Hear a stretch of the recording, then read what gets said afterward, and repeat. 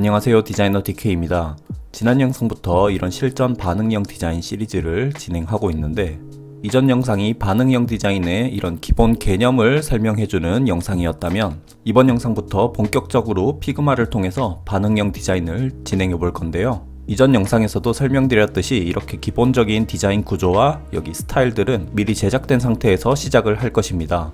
따라서 혹시 같이 따라서 진행을 해보고 싶은 분들은 제 영상에 첨부된 이 기본 예제 파일을 다운받으시고 그 파일에 이전 영상에서 같이 진행해봤던 이런 라지, 미디엄, 스몰과 같은 화면 사이즈별 그리드 스타일까지 미리 세팅이 완료된 상태에서 시작하는 것을 권장드려 볼게요. 여기 스크린을 선택하면 여기서 그리드를 제어할 수 있는데, 참고로 이 그리드 스타일은 여기 눈을 켜면 켜져 있고 이렇게 끄면 잠깐 끄고 진행을 할 수 있습니다. 다시 눈을 켜면 이렇게 켜지죠. 저희가 지난 영상에서 이 그리드 스타일을 세팅을 할 때 여기 스트레칭 모드로 설정을 했어서 지금 이렇게 화면을 움직여 보면 엘리먼트들이 일부 이렇게 연동이 돼서 움직이는 것을 확인할 수 있는데, 원래는 저희가 세팅을 안 했기 때문에 안 움직이는 게 정상이거든요. 저희는 아직 아무런 작업을 안 했으니까요. 그래서 여기 이 그리드 스타일은 여기 마이너스를 눌러서 잠깐 제외시켜 놓고 예제를 진행해 보도록 하겠습니다. 이번 영상부터 오토 레이아웃을 이용해서 엘리먼트들을 서로 분류해 가면서 묶어주려고 하는데, 묶어줄 때 무슨 기준으로 묶어주냐라는 분류의 기준이 필요하잖아요. 바로 그 기준을 설명드려 가면서 오토 레이아웃을 진행해 보도록 하겠습니다. 가장 먼저 웹이든 앱이든 이런 인터페이스 디자인을 진행할 때에는 먼저 큰 덩어리 구조로 한번 섹션을 나눠 보는 게 좋습니다. 통상적으로 웹의 경우에 이런 내비게이션 부분, 그리고 몸통 부분, 그리고 이번 예제 디자인에는 생략되어서 없긴 한데 푸터라고 해서 화면 가장 밑에 기타 정보들을 넣어주는 것들까지 해서 총 3가지 큰 덩어리로 기본적으로는 나누곤 합니다. 양옆에 부가적으로 추가 내비게이션이나 툴들이 들어오는 경우도 있을 것이고요. 어쨌든 이번 예제로 보면 여기 푸터 같은 경우는 없고, 크게 여기 상단 내비게이션 부분과 여기 몸통이 되는 바디 부분으로 구분을 해볼 수 있겠네요.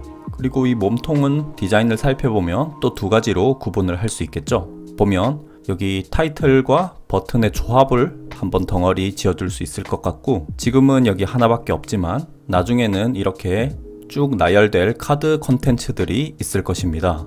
그래서 저는 여기 위에 타이틀 부분끼리 묶어주고, 그리고 또 여기 아래에 있는 카드 콘텐츠들끼리 한번 묶어줄 예정입니다. 자, 이렇게 큰 차원에서 어떻게 묶어줄지에 대한 계획을 한번 세워봤는데요. 이제 세부적으로 엘리먼트들을 묶어주면 되겠죠. 세부적으로 묶어줄 때 가장 핵심 포인트는 바로 동일한 공통 간격으로 묶어준다는 것입니다. 그리고 이런 동일하게 공통되는 간격을 저희는 갭이라고 표현을 하는데요. 지난번 오토 레이아웃 영상에서도 잠깐 설명드렸었죠. 즉 심플하게 보면 동일한 간격을 가진, 즉 같은 갭을 가진 엘리먼트들끼리는 일단 묶어주면 좋다라는 것입니다. 지금 이 예제 디자인의 경우를 살펴보면 동일한 간격을 가진 엘리먼트들이 어느 쪽에 있나요? 보면 여기 탑 내비 안에 여기 메뉴들이 일정한 간격으로 배치된 것을 확인할 수 있죠. 간격을 확인해 보면 여기 40만큼 떨어져 있고, 여기도 40만큼 떨어져 있죠. 여기 동일한 간격으로 배치된 엘리먼트들이고요. 참고로 이렇게 서로 간격을 확인할 때는 Alt를 누르고 옆에 엘리먼트들 이렇게 마우스를 호버해보면 이렇게 간격을 볼 수 있습니다. 자, 따라서 여기 메뉴 엘리먼트들은 동일한 간격을 유지하고 있기 때문에 이따가 오토 레이아웃을 통해서 이런 식으로 그룹핑을 한번 해보겠다는 계획을 세워볼게요. 그리고 또 살펴보면 여기 서치바와 로그인, 사인업 아이콘들 간의 간격도 보면 30 떨어져 있고, 여기도 30 떨어져 있고 일정하게 떨어진 것을 확인할 수 있습니다. 그러면 이런 식으로 그룹핑할 계획을 한번 또 세워볼게요. 그래서 좀 부르기 쉽게 여기는 제가 메뉴 그룹이라 부르고 여기는 유저 그룹이라고 불러보겠습니다. 자, 그럼 이 2그룹 같은 경우는 오토 레이아웃을 바로 진행을 해볼게요. 참고로 상세한 오토 레이아웃의 개념과 사용 설명이 필요한 분들은 제 이전 영상 중에 오토 레이아웃 기초 시리즈가 있으니까 한번 쭉 참고해 주시면 좋을 것 같고요. 이번 영상에서는 이론 부분은 생략하고 바로 적용을 시작해 보겠습니다. 여기 제가 그룹핑 계획을 보여준 라인들은 일단 꺼주고 시작을 하겠습니다. 일단 여기 메뉴들끼리 쭉 Shift를 통해서 같이 선택을 하고 우측 인터페이스의 오토 레이아웃에 플러스 버튼을 눌러서 오토 레이아웃을 바로 적용을 진행해 주겠습니다. 그럼 바로 오토 레이아웃이 적용이 되었고요. 인터페이스를 보면 가로 방향으로 오토 레이아웃이 잘 적용된 것이 보이고 갭이 40으로 전체적으로 일정하게 잘 적용이 된 것을 확인할 수 있습니다. 갭을 이렇게 움직여 보면 공통 간격으로 조정할 수 있다는 것을 확인할 수 있죠. 40으로 유지를 할게요. 자, 그리고 여기 유저 그룹도 오토 레이아웃으로 그룹핑을 해줄게요. 여기 세 가지 엘리먼트를 동시에 잡아주고 오토 레이아웃을 적용해 주겠습니다. 그럼 갭이 30으로 잘 적용된 것을 확인할 수 있습니다. 자, 그러면 이렇게 두 덩어리는 오토 레이아웃을 진행을 했는데 이제 이 두 그룹과 그걸 감싸는 부모 컨테이너, 즉 이 스크린과의 관계를 설정하는 작업을 이어서 진행해 볼게요. 자, 만약에 이 중앙에 있는 로고 이 부분과 이 양쪽 그룹들 간의 간격이 만약에 동일했다면, 예를 들어 이런 식으로 하면 양옆이 176으로 동일하죠. 예를 들어 제가 이런 식으로 디자인을 한 케이스라면 이 세 덩어리를 한 번에 또 오토 레이아웃을 진행해 주면 좋겠죠. 왜냐면 제가 아까 이야기 드린 대로 동일한 간격 길이는 오토 레이아웃을 잡아주면 좋으니까요. 그런데 이렇게 두게 되면 이 중앙 로고가 약간 좌측으로 쏠려 보여서 디자인상 좀 이상하잖아요. 그래서 다시 언두를 진행을 해주고, 저희는 원래 이렇게 디자인되어 있는 상태로 반응형 디자인을 진행을 해야 하니까 이런 경우는 이렇게 세 덩어리를 한 번에 오토 레이아웃을 진행하면 안 되는 케이스가 되겠습니다. 이런 디자인을 헤쳐가면서 억지로 오토 레이아웃을 진행할 필요는 전혀 없으니까요. 그래서 저는 이 탑랩이 부분과 이 스크린과의 관계 설정을 어떻게 해주려고 하냐면, 이 양옆 그룹 같은 경우는 화면이 움직일 때 양옆에 붙어서 반응하고, 이 중앙 로고는 항상 화면의 센터를 유지하게끔 만들어 보려고 합니다. 최종 산출물을 보면 이런 식으로 반응하도록 만들려는 계획이거든요. 자, 그러기 위해서는 먼저 이 양옆 그룹들끼리 다시 오토 레이아웃을 진행을 해줘야 하는데, 참고로 이건 제 이전 영상에 있던 오토 레이아웃 기초 이론을 다뤘던 간단한 예제인데, 여기를 보면 부모가 스크린이고 자식으로 1, 2, 3 엘리먼트가 가로 방향으로 이렇게 정렬된 오토 레이아웃이 적용된 예제인데요. 현재는 부모를 이렇게 클릭해 보면 갭이 25로 정해진 간격의 갭으로 세팅이 되어 있죠. 이렇게 세팅된 경우는 화면을 이렇게 변화를 시켜도 반응을 전혀 하지 않는데, 제가 이걸 오토 레이아웃 인터페이스에서 여기 이 부분을 더블 클릭을 해서 이렇게 갭이 확 벌어지는 레이아웃 방식으로 바꾸게 되면 이 자식 엘리먼트들이 가로 기준으로 화면을 꽉 채우는 레이아웃 형태로 바뀌게 됩니다. 이렇게 설정하면 화면이 움직일 때 1번, 3번 자식들이 화면 양옆에 딱 붙어서 반응형으로 잘 움직이게 됩니다. 지금 이 케이스를 저희는 이번 예제에도 적용을 해보도록 하겠습니다. 이 예제 같은 경우는 이렇게 3개 자식 엘리먼트들이 한 번에 오토 레이아웃으로 묶여서 스크린에 반응을 하는데, 이번 예제는 아까 이야기 드린 대로 이 중간 로고 같은 경우는 같이 안 묶어주고 이따가 단독적으로 화면에 반응시킬 예정이어서 저희는 이 양 사이드에 있는 두 그룹을 먼저 오토 레이아웃으로 다시 묶어주려고 합니다. 왼쪽과 오른쪽 그룹을 잡고 다시 오토 레이아웃을 진행을 해줄게요. 그리고 화면을 움직여보면 아무런 반응이 없겠죠. 이 오토 레이아웃은 보시다시피 고정된 갭을 사용하고 있으니까요. 저희도 화면에 반응을 시키기 위해서 여기 이 부분을 더블 클릭을 해서 레이아웃 방식을 화면에 꽉 차는 방식으로 바꿔주겠습니다. 그리고 화면을 또 움직여보면 그래도 화면에 의해서 엘리먼트들이 반응하진 않습니다. 왜냐면 이 스크린에 반응을 하는 디자인을 하기 위해서는 이 스크린이 되는, 즉 부모가 되는 컨테이너 있죠. 이 부모 프레임 또한 오토 레이아웃을 진행을 해줘야 하기 때문인데요. 그런데 이 부모 프레임을 잡고 무턱대고 오토 레이아웃을 이렇게 진행을 하게 되면 이런 식으로 아직 아래쪽 콘텐츠들이 제대로 그룹핑이 안 되어 있다 보니까 이렇게 디자인했던 레이아웃들이 다 깨지게 됩니다. 그래서 이 부모를 오토 레이아웃 걸어줄 때는 아래쪽 부분들도 어느 정도 잘 세팅을 하고 진행을 해주면 좋은데요. 그래서 일단 탑 내비 부분은 반응형을 진행할 준비가 잘 된 상태니까 이렇게 두고 바로 이 아래쪽 엘리먼트들도 그룹을 지어가면서 오토 레이아웃 작업을 진행해 보겠습니다. 일단 언두를 통해서 아까 전에 원래 상태로 돌려놓을게요. 아까 제가 그룹핑 해주는 계획에 대한 기준을 설명드린 라인들을 한번 살펴보면, 여기 바디 쪽의 경우에 이렇게 타이틀들끼리 한번 그룹을 묶어주고 카드 쪽끼리 한번 묶어주기로 했었습니다. 그래서 이 계획대로 한번 묶어보도록 할게요. 여기 타이틀 디자인도 묶어주려고 자세히 한번 살펴보면 세 개가 동일한 간격은 아니죠. 여기는 70 떨어져 있고 여기는 20 떨어져 있습니다. 만약에 서로 동일한 간격이었다면 한 번에 묶어줬으면 좋을 건데 서로 이렇게 다르기 때문에 이런 경우는 고민할 것 없이 여기 두 개를 먼저 묶어주고 그 그룹과 나머지 하나를 이렇게 묶어주면 됩니다. 보면 큰 타이틀과 서브 타이틀을 선택해서 오토 레이아웃을 진행을 해주고 그러면 오토 레이아웃이 세로 방향으로 잘 진행이 됐죠. 그리고 이 그룹과 버튼을 다시 선택해서 다시 오토 레이아웃을 진행을 해주겠습니다. 자, 그러면 이 중앙 타이틀 그룹도 오토 레이아웃 설정이 잘 진행이 된 거고요. 간단하게 네이밍을 한번 진행해 줄게요. 여기 이 부분을 타이틀 콘텐츠라고 이름을 지어 주겠습니다. 아까 여기 탑 내비 부분 묶어준 것도 이름을 지어 줄게요. 탑 내비라고 이름을 지어 주겠습니다. 카드도 한번 살펴보면 동일한 간격은 없는 것 같죠? 그래서 연관된 정보에 가까운 엘리먼트들끼리 먼저 묶어줘 보도록 할게요. 여기 프로필 사진 되는 부분과 여기 이름 부분을 먼저 같이 잡고 오토 레이아웃을 진행을 해줄게요. 잘 진행이 됐고요. 그리고 여기 좋아요 아이콘과 좋아요 숫자를 잡고 오토 레이아웃, 그리고 뷰 아이콘과 뷰 개수를 같이 잡고 또 오토 레이아웃을 진행을 해줄게요.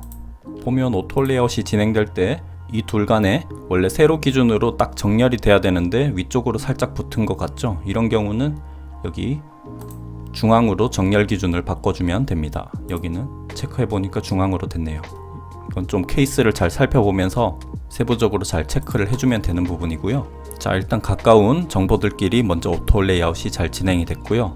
자, 브라우저에서 여기 카드 정보들을 자세히 살펴보면 화면에 반응해서 움직일 때 이 한 카드 기준으로 이렇게 양 옆단에 맞게 프로필 정보와 저 좋아요나 뷰 정보가 이런 식으로 카드 양옆에 딱 붙어서 움직이게 됩니다. 이건 아까 탑 내비 때 설명과 마찬가지로 이 오토 레이아웃 방식을 사용하면 좋은데요. 따라서 이 경우에도 이렇게 양옆으로 벌어질 것들끼리 다시 오토 레이아웃을 진행을 해주면 되겠죠. 여기 두 개가 지금 개별적으로 되어 있기 때문에 여기 두 개끼리도 한번 오토 레이아웃을 진행을 해주겠습니다. 그럼 여기끼리도 이제 한 덩어리로 묶였고요. 이 덩어리와 이 덩어리를 다시 오토 레이아웃을 진행해주면 되겠죠. 여기 프로필 부분은 제가 이름을 프로필이라고 바꿔주고 여기 좋아요랑 뷰 부분은 제가 레이팅이라고 이름을 바꿔주겠습니다. 그리고 여기 프로필과 레이팅을 한 번에 잡고 오토 레이아웃을 진행을 해줄게요. 지금도 오토 레이아웃이 진행되면서 이렇게 상단으로 붙는 레이아웃 기준이 됐는데 여기를 중앙으로 옮겨주고 아까 설명드린 대로 여기를 딱 이렇게 양옆으로 벌려주는 레이아웃 형태로 바꿔주겠습니다.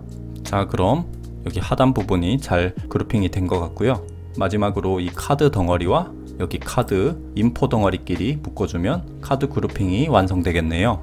여기 이 부분의 네이밍을 제가 카드 인포라고 이름을 지어줄게요. 여기 카드 이미지 부분은 제가 카드 img라고 이름을 지어서 카드 이미지라는 걸로 네이밍을 해볼게요. 그리고 나서 이 카드 이미지와 카드 인포 부분끼리 이렇게 오토 레이아웃을 다시 진행을 해서 하나의 카드 덩어리로 묶어주도록 하겠습니다. 지금 보면 살짝 이렇게 틈이 있는데 중앙 정렬로 해서 최대한 둘 간의 중앙이 맞도록 설정을 해주겠습니다. 자, 그리고 이 덩어리 이름을 저는 카드라고 이름 지어줄게요. 참고로 제 계획을 보면 여기 타이틀 컨텐츠와 여기 카드 부분을 이렇게 한번 더 묶어주려고 계획을 했었죠. 그래야 전체 몸통에 대한 컨테이너가 완성되는 거니까요. 타이틀 컨텐츠와 카드를 잡고 여기 오토 레이아웃을 진행을 해줄게요. 이름은 콘텐츠라고 지어주겠습니다. 자, 제가 하면서 여기 썸이라는 프레임이 하나 빠졌는데 여기는 지금 크게 영향을 주진 않는 것 같아서 저는 삭제를 하겠습니다. 여기 엄지 아이콘에서 원래 프레임이 되는 부분인데 빠져나가 버렸네요. 일단은 이렇게 저는 계속 진행을 할게요. 자, 이렇게 세팅을 하고 나면 이 로고를 제외하고는 크게 탑랩이라는 덩어리와 콘텐츠라는 덩어리로 최종적으로 이렇게 두 개로 묶이게 되었는데요. 이렇게 최종적인 덩어리들을 마지막에 묶어줄 때 하나의 팁이 있다면 이 최종 그룹, 즉 컨테이너라고 할 수 있겠죠. 이 컨테이너와 스크린 간의 이 간격 있죠. 지금 36으로 떨어져 있는 상태인데 이 간격 같은 경우에 지금은 그냥 단순히 이 둘 간의 간격이 36만큼 떨어져 있는 상태인데, 이걸 오토 레이아웃의 패딩을 이용한 간격 방식으로 바꿔주면 나중에 제어하는데 훨씬 좋습니다.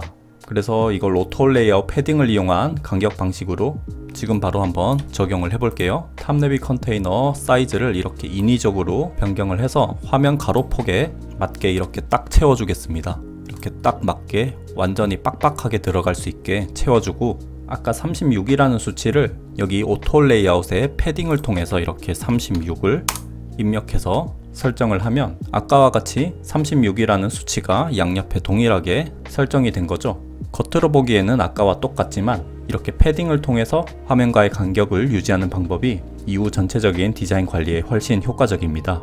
아까 잠깐 꺼놨었던 라지 그리드를 잠깐 이렇게 적용을 해보면 그리드를 확인할 수 있는데, 제가 미리 설정해둔 데스크탑 마진인 36이라는 수치에 정확히 일치하도록 오토 레이아웃 패딩 설정을 진행해 주었습니다. 그리고 참고로 이 탑랩이 같이 최상단에 붙는 컨테이너 혹은 푸터 같이 최하단에 붙는 컨테이너 같은 경우는 여기 세로 폭도 지정을 해서 화면 끝에 딱 달라붙도록 설정하면 디자인 관리에 더 효과적인데요.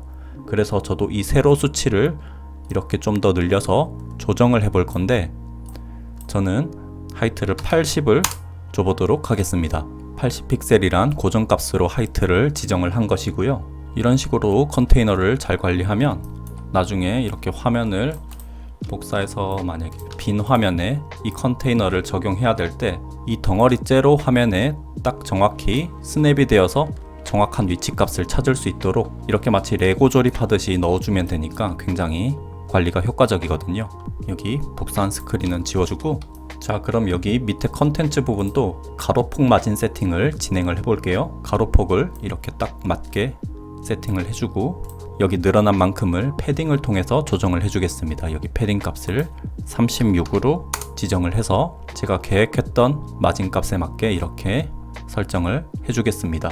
자 그럼 이렇게 화면에 딱 달라붙는 마치 블록 쌓기처럼 디자인을 진행할 수 있는데, 이제 이 최종 스크린을 오토 레이아웃을 진행을 이렇게 해줘 볼게요. 그러면 이제 화면이 엉키지 않죠? 잘 정렬이 된 것 같고요. 이 위에 블록과 밑에 블록이 차곡차곡 쌓이는 구조로 이 컨테이너들을 관리할 수 있고, 여기 컨테이너에 간의 간격을 여기 갭을 통해서 이렇게 조정을 할 수 있는 거죠. 현재 66인데 이걸 만약에 0으로 하게 되면 완전히 딱 달라붙어서 블록이 쌓이는 형태가 될 것이고요. 다시 돌려놓을게요. 자 이렇게 세팅을 하면 반응형 디자인에 적합한 구조가 되었는데, 정확한 테스트를 위해서 다시 여기 그리드 부분은 마이너스를 눌러서 제가 꺼주겠고요. 여기 스크린을 사이즈 변형을 시켜보면 여전히 반응이 되지 않습니다. 이건 이 스크린의 자식들인 탑랩이나 컨텐츠가 현재 가로가 픽스드 상태로 지정되어 있기 때문인데요. 이걸 픽스드가 아닌 필 컨테이너로 이렇게 바꿔주게 되면 화면을 움직여보면 이렇게 이제 화면에 반응해서 움직이는 것을 확인할 수 있습니다. 자, 한 가지 더 짚고 넘어갈 부분이 바로 이 로고 부분인데요. 이 로고 부분이 이렇게 화면 중앙을 계속 유지하면서 움직여야 하는데, 바로 그 부분을 한번 세팅을 해보도록 하겠습니다. 이 로고 부분을 선택하고 여기 좌측에 아이콘 상태를 자세히 보면 처음 시작할 때 견본에 비해 아이콘 스타일이 살짝 바뀌었습니다. 처음 시작할 때는 아이콘이 원래 이렇게 아무것도 없는 이런 점선으로만 되어 있었을 건데, 지금은 여기 뭔가 프레임 같은 게 옆에 이렇게 생겼죠. 이건 방금 이 부모 스크린을 오토 레이아웃이 진행되면서 이렇게 세팅이 바뀐 것 같은데, 원래 엄밀하게는 이 부분이 이렇게 엉뚱한 곳에 붙는 게 정상입니다. 이게 이 부모 안에 들어있는 엘리먼트이니까요. 오토 레이아웃은 아까 이야기 드린 대로 블록을 차곡차곡 쌓는 것 같은 방식이기 때문에 지금 이 로고가 레이어의 제일 밑에 있기 때문에 이렇게 가장 하단에 배치가 되는 것이고, 이 로고의 레이어를 이렇게 한 단계씩 올리면 이 콘텐츠보단 위에 가게 되고, 이걸 탑랩이보다 위에 놓으면 이렇게 제일 위로 가게 되고, 이런 구조가 되는 게 원래 오토 레이아웃상은 정상적인 상태가 되는 것이고요. 그런데 저희는 지금 이렇게 디자인이 되면 안 되잖아요. 그래서 아까 본 것과 같이 이 로고가 이 부모와의 오토 레이아웃 관계는 모두 무시하고 자기 자신의 독자적인 위치 값을 가지고 싶은 케이스들이 있을 건데, 그럴 때는 여기 포지션을 컨트롤하는 쪽에서 여기 관역같이 생긴 부분이 있는데, 여기 앱솔루트 포지션이라는 게 있습니다. 여기 아이콘을 이렇게 켜주면 이제 이 로고의 위치를 제가 단독적으로 설정을 할 수 있습니다. 움직여도 이제 오토 레이아웃에 지장을 주지 않죠. 이게 바로 이 앱솔루트 포지션의 기능이고요. 저는 이 로고를 선택을 하고 여기 얼라인 센터를 해서 화면 딱 중앙에 가로 기준으로 배치를 해줬고요. 세로 기준으로는 여기 이 탑 내비 부분의 가장 중앙 쪽에 오도록 세팅을 해보겠습니다. 위아래 25 정도의 간격이 있으니까 딱 중앙에 오는 것 같네요. 자, 이렇게 세팅을 해줘도 로고가 화면에 반응을 하지 않는데, 이렇게 오토 레이아웃을 이용하지 않은 그냥 일반적인 엘리먼트 상태인데도 화면에 반응하는 방법을 이전 영상에서 한번 설명드린 적 있었죠. 그게 바로 여기 컨스트레인을 활용하는 방법인데요. 여기 컨스트레인이 현재 레프트 탑으로 묶여 있는데, 이걸 제가 여기 센터 탑 구조로 바꿔주게 되면 가로는 항상 중앙 포지션을 유지하면서 세로는 탑에 묶이게 되는 상태를 유지할 수 있습니다. 화면을 이제 한번 다시 움직여 보면 훌륭하게 화면에 반응하는 것을 확인할 수 있습니다. 자, 이렇게 해서 이번 영상에서는 오토 레이아웃을 통해서 전반적으로 엘리먼트들을 묶어줬는데, 특히 묶어줄 때 어떤 기준으로 묶어주는 게 효과적인지에 대해서도 함께 살펴봤습니다. 다음 영상에서는 여기 다수의 카드 콘텐츠들이 정렬될 때 어떤 식으로 세팅하면 반응형으로 효과적으로 세팅될지에 대한 부분을 집중적으로 이야기 드려보도록 하겠습니다. 도움되셨다면 구독, 좋아요 부탁드릴게요. 감사합니다.